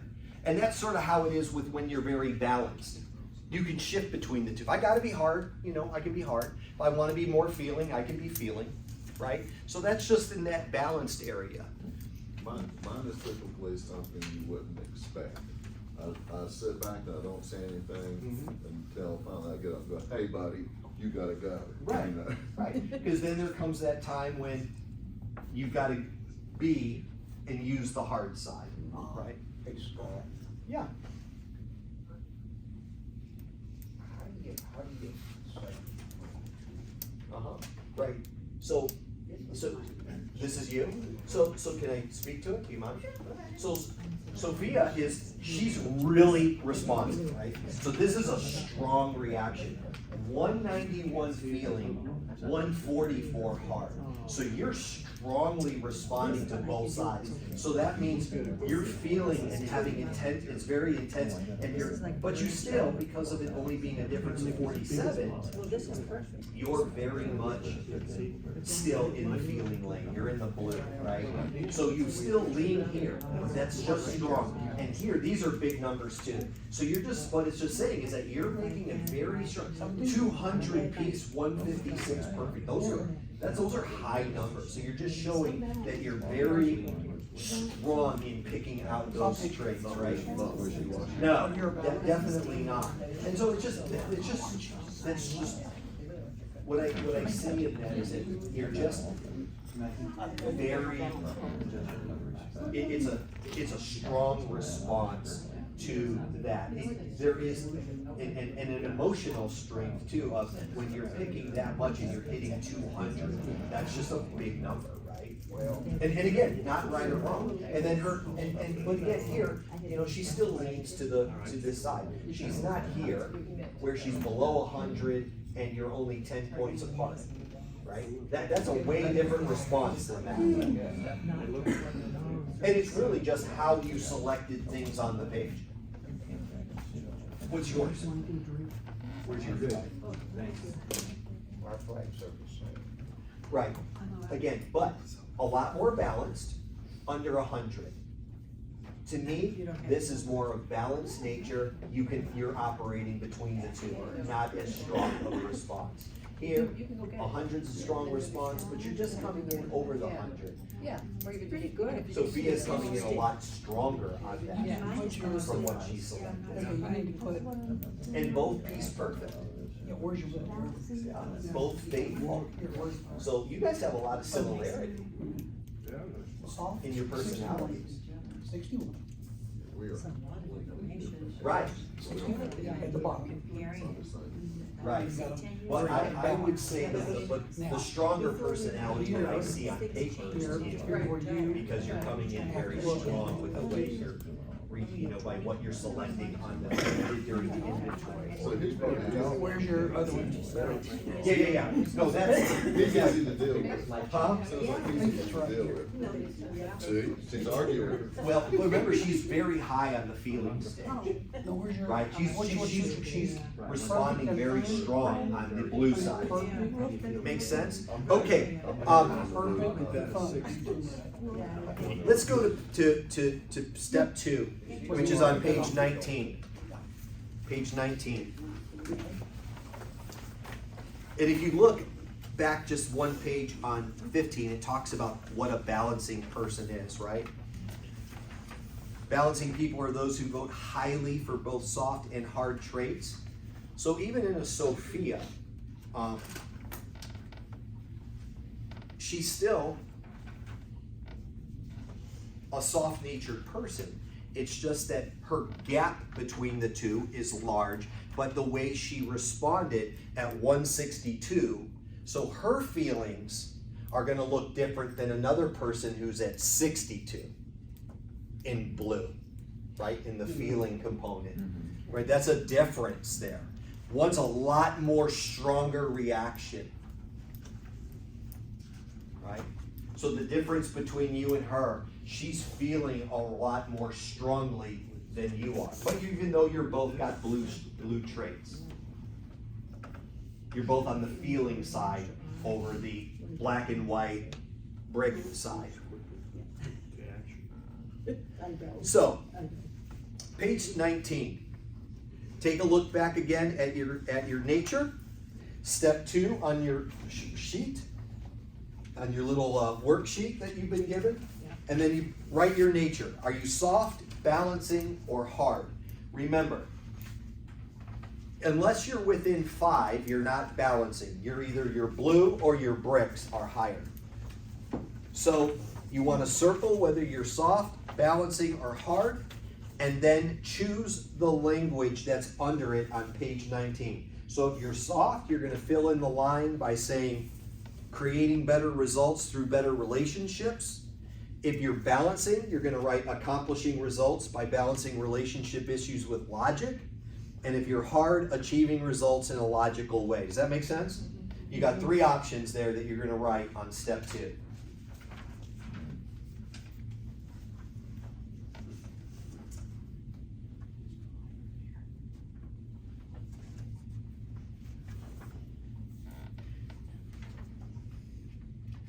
The next part that we're going to get into is, after you've got that done, is we're going to get into your motivators. This is where the money, this is to me the money part of this whole deal. You've learned a lot, you've seen a lot. We're going to be closing it out here shortly in about 15 minutes or so. But this is where the money, to me, having done this for 10 years, creating this motivational flag is, and I'll give you some examples along the way. It's good. I don't want to set it up like it's confusing. Some people struggle with the way this is done. I think the workbook is laid out pretty simple. It's easier than it used to be, but we're going to get into it. But let's look at the flag motivations on page 21. So this is the things that you chose were your motivators. And when you look at your flag, you're going to see them down here, right? When you look at your flag, it's under your flag, it's your colors. You've got blue, green, yellow, you got your columns. So some of you have them in all of them or in 4 of the 5, but those are the motivators that flag on your page. And I'm going to imagine, Sophia, that you've got a lot of them. Yeah, so you're gonna have a really long list here, and that's why you flagged really high here. So you were pulling a lot of those strong motivators, right? So, and that doesn't make it right or wrong. So whether you've got 2 or you've got none here, it doesn't matter whether there's 1 or there's 5. It's just sort of going into the color of what it is that what motivates you more, right? Are you more task oriented? So like my wife, right? She's very task oriented. She flagged real high on the green, right? I flagged a lot more now, a lot more balanced than I used to be. Because if you look at my original, you can see how many more I was hitting on the motivators. The things to me now, I just don't motivate me like they used to, right? So let's go back to page 21. Page 21. When people eliminate 51 other perfectly good traits to choose only 5, they now become their major motivators. That's what your flag is. So you've taken all 51 to create your flag. These are now your top 5 motivators right here inside of your flag right here. These are your big top 5 motivators. And the one in the center is your number 1 motivator. So right now, this is why it's the flag page. Out of 51 motivators, this is it. For me right now, my number 1 motivator is a born leader. My wife's number 1 motivator from her latest is competent. That was her one. And when and so it's really good to see her and I next to each other. It really is a good compliment. And when I saw her redo this last year, when I did some training, you know, and I looked at it, I went, oh wow, she's really, now I can see why she responds the way she does today, you know, and how I've pulled back in some of those. So you can really look at this and get an idea as to why a person responds to things the way that they do, right?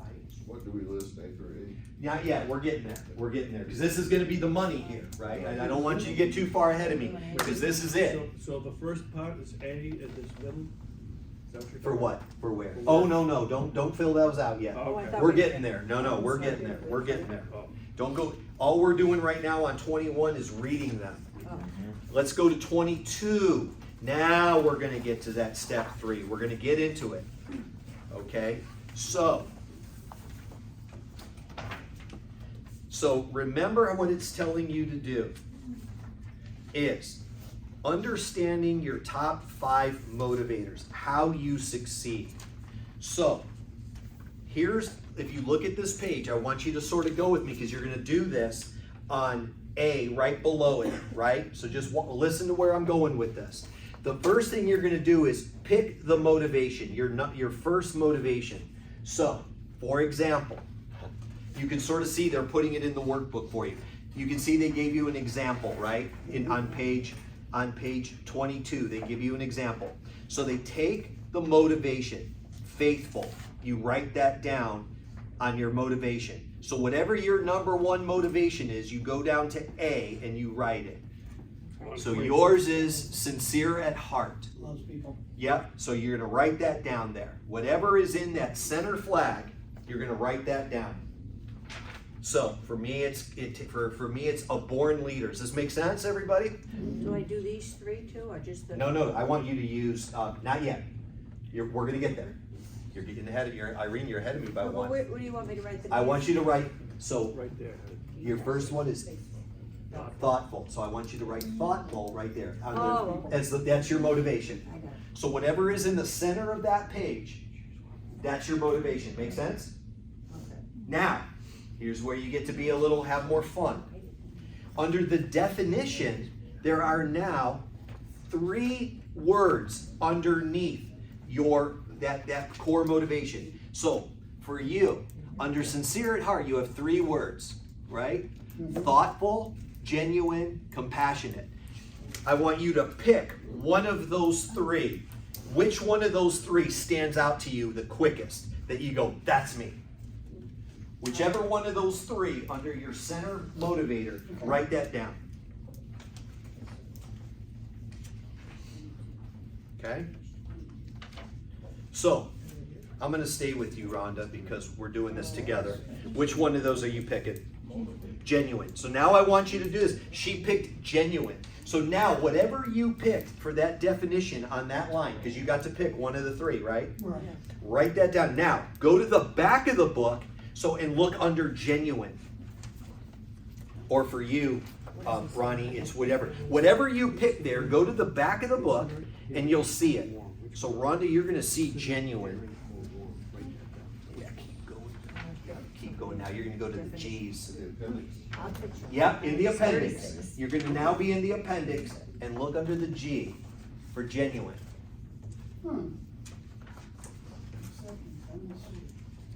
I'm sorry. Go back to your motivator, trust. What was the one that you picked? Sincere at heart. Go to sincere at heart. I'm sorry, my bad. This changed on me. Go to sincere at heart. Okay, now you picked one of them, right? Which one? You picked genuine. So write that down on the next line. So write that down and what it means to me. Does that make sense? So guys, here's what it's going to look like. If you picked, so yours is thoughtful. Go back to here and then look up thoughtful. Oh, that's my name, okay. Right there, thoughtful. Okay. One of those three you wrote down on that piece of I did, paper. yeah. Whichever one that third one was, whatever you wrote, pick it here. Okay. And then write that sentence down next. Does this make sense? Yeah. So now, whichever one you picked, now you write that down on what that means to me. So if you picked, so whatever because I know I'm with Rhonda here, and she picked genuine under sincere of heart. She's now wrote genuine. So now she's writing, it's got to be real. Just be yourself, or I accept who you are. Pick one of those three, and that's what you're writing down on that line. One of those three now stands out to you. So before one of the three stood out to you, now again one of the three is standing out to you. Got it? So one of those three means the most to you. And that's what it goes on, what it means to me. Okay? So that's under our first motivation. Now, here's where it gets good. So now you see what I mean? You're drilling down that motivation. So you've got the motivation. I'm sincere of heart. And it means, and of that, it's genuine. And this is what it means to me. So you've got, right? So you got sincere of heart, genuine, and now it's one of those three in the back of the book. And then you're going to write down what that means to me. Here's where it gets fun. Because now you're wondering, what do I put, Scott? Everything's been on paper for me. For you to succeed, what would you need someone to do to support that? Now, you get to write the rule. So, I'm going to use me as an example, right? I think I told you guys I would do that, right? I'm looking for my flag. Where did she go? There it is. So, for my first one, I chose empowering. So it was born leader. I picked empowering. Now, here's what I wrote for that rule. In order for my wife to be successful, is how I'm thinking. Your spouse, the person you're giving this. Now make your rule. So here's what I wrote. You are awesome and a great executor. When I come up with a plan, I need you to help making it happen. So I wrote that rule to her. How? So that's the answer is, what does, for you to succeed, honey, what would you need to do to support that? Well, how's this? When I come up with a plan, I need you to help make it happen. Because she's competent, she's task-oriented. I want to bring her in to be the executor of my plan. So I'm telling her. So you basically now are writing out that rule on that page. On the back of it. No, you're writing this in the book. All of this is going in the book. The rule that you write, the rule that you finally make is what's going to go on these lines. But for now, just get it into the book. So, for example, organized. So you're going to write here, your motivation is organized. Then you pick one of these three. And then you put that on the next line. Then you go back, then you go to organized in the back of the book. And you go here to organized. You're going to go to organized, and then you're going to say, okay, which one of those three did I pick? which one of the three, then you're gonna find it here, and then you're gonna write that on the what it means to me line. Got it? Organized with one of the three and the answer. All of this is in the book. This is where you make your rule. That's what you're gonna tell Kira. This is, in order for me to succeed in this, here's what I need you to do. So in order for you to be thinking, I'm an organized person. I used to have this for my wife, so you can steal my rule if you want it, okay? You can steal my rule. You ready? You guys will love this rule. You will, you're gonna like this rule, because I thought about it a long time. I've been working on that for 10 years. Here was the rule. Just because I like to be organized doesn't mean that I expect you to be organized. Don't tell me that I'm over-organized. That's just who I am, right? So what I was trying to say is, I'm not making a statement about you or that I expect you to be the way that I am, but I like organization. So respect me when I'm trying to organize something. You be you, I'll be me. Yeah. And don't disrespect my organization. Maybe you like clutter and you go, that was so stupid. Why do you waste your time putting away your shirts color coordinated? Which I do. Don't judge me. I can tell you why. Right. This is where we're trained. Right. Yeah. Why do I still fold my underwear the way that I do? That's the way we're trained. So does that make sense? But you're writing the rule now so that you can accomplish it and not make her feel bad in her organization. Does that make sense? I was a born leader in the military and everything, but when I married her, she took over. Right. I does what she says, she's the Yeah. leader. But Your country's been conquered? but the good news is, right, so if that would be a great example that if you did your flag back then and you did your flag now, Right. it would change. Like I it mean, changes, like you yeah, said. dude, like mine changed. Do I look now at myself and go, oh, well, you know, it's because it's not about good or bad. It's about now that you've got to shift the change. Is everybody Gotta make her good? happy. It wouldn't organize. You've been quiet back. How we're gonna close this is, Mark usually does it through here, but I'm gonna do it together. If you guys go into the back of your, folders that you were given at the very beginning, not your notebook, but your folder that you got this morning, and on the, behind your questions, the other side, I think. Behind all your questions, you'll see this little handout, the red, white, and blue handout. And what I'd like everybody to do is stand when you got those.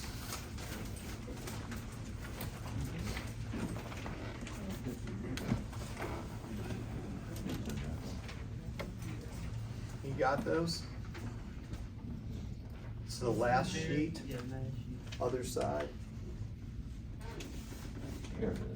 There we go. So what I'd like to do is we're gonna start with the ladies. Face your husbands, and we're gonna do these vows. Let's start, ready? Honey, I'm sorry for not always being the kind of wife I should be to you, for not always appreciating all that you do, for not always being the lover I know you need, for not always believing in your hopes and dreams, for not loving you like I should. Please forgive me. With your love, your support, and your patience, I will strive to be the kind of wife you need me to be. Now, men, Ditto. your turn. Ditto. Honey, I'm sorry for not always being the kind of husband I should be to you, for not giving you the attention you deserve, for being too caught up in my own world instead of our world, for demanding too much and not giving enough, for not loving you like I should. Please forgive me. With your love, your support, and your patience, I will strive to be the kind of husband you need me to be. And if you're so inclined, give each other a kiss.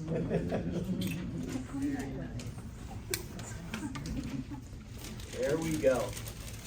Congratulations, everybody. Let me do this. So here's one thing I would like for you guys to do, is if you wouldn't mind, so we're wrapping up, you guys can take your seats real quick. You can put away your workbooks, put away your papers.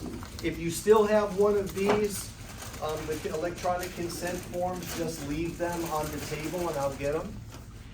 What I'm gonna ask you to do, since I told you I would try to get you out, 4:15, right? I think I was shooting. Here's what I'd like for everybody to do. Take out your cell phone. This is really, really important to me. As you know, data gathering is really, really important. So each person in the room, dude, it's not per couple, it's per person. Type this address into your browser window on your phone. It's not an app, it's a browser. Either in your Chrome app or Safari or whatever you have. And what I'd like for you guys to do, I probably should have made a QR code, huh? But go ahead and type this in. If you put www.surveymonkey.com/r/ and then V2HWXHM. Please pull that up. You should each be able to get a link. If you've only got one phone and you need to share, one can do it, the other can do it. But I really need to gather this data for two reasons. One, it allows me to gather the data that we will need to be able to put these on in the future.